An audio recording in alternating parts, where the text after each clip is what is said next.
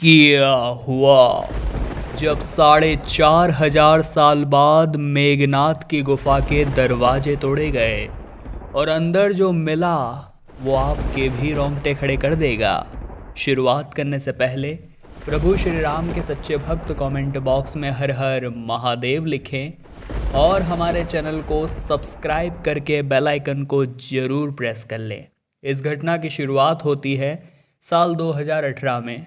बेंगलुरु में एक शोधकर्ता रामायण के ऊपर शोध कर रहे थे। कई लोग ऐसा मानते हैं कि रामायण केवल एक कल्पना मात्र है। उन लोगों के मुंह पर तमाचा मारने के लिए विकास शर्मा नाम के एक आर्कियोलॉजिस्ट अपनी शोध पे जुटे हुए थे। साथ ही रामायण में उन्हें मेघनाथ यानी इंद्रजीत का चरित्र बहुत प्रभावित करता था। उनका ऐसा मानना था कि उसे पता था कि उसकी मृत्यु आनी तय है क्योंकि वो भगवान के साथ युद्ध कर रहा है, लेकिन फिर भी उसके मन में अपने पिता के लिए अपार प्रेम था। ऐसा पितृभक्त न तो पहले कभी दिखा है और न ही कभी भविष्य में दिखेगा। चूँकि रामायण के कई सारे पात्रों के पहले से ही प्रमाण मौजूद है, लेकिन वे मेघनाथ के ऊपर रिसर्च करना चाहते थे कि आखिर मेघनाथ ने अपना निकुंभला यज्ञ कहाँ पर किया था, जिसे जानने के लिए और उसकी गुफा का पता लगाने के लिए वे श्रीलंका पहुँचे। श्रीलंका ने विकास जी शर्मा को मात्र 3 दिन का वीज़ा दिया था और इन 3 दिनों के अंदर ही उन्हें अपनी रिसर्च को पूरा करना था।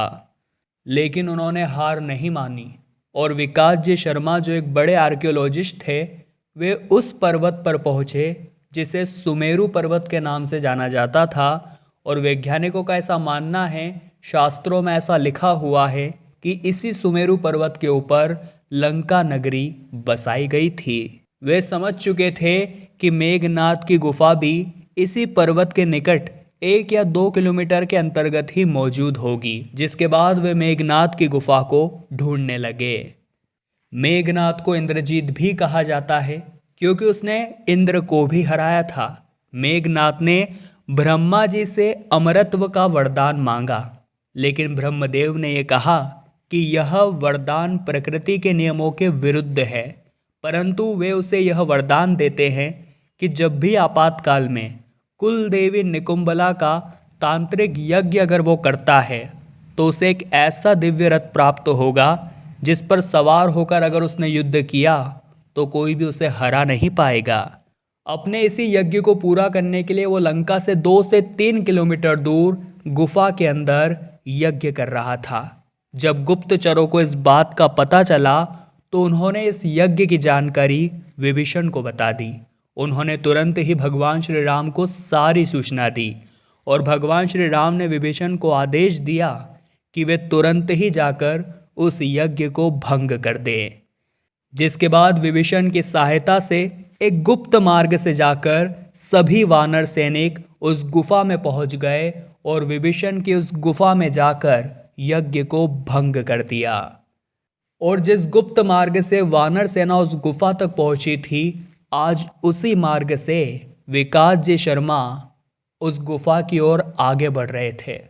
कुछ समय बाद आगे बढ़ने के पश्चात उन्हें गुफा के मुंह पर बहुत बड़ा पत्थर लगा हुआ दिखाई दिया। उन्होंने बहुत मुश्किल से जब उस पत्थर को हटाया तो अंदर एक दरवाज़ा था जिसके ऊपर बहुत ही पौराणिक ताला लगा हुआ था।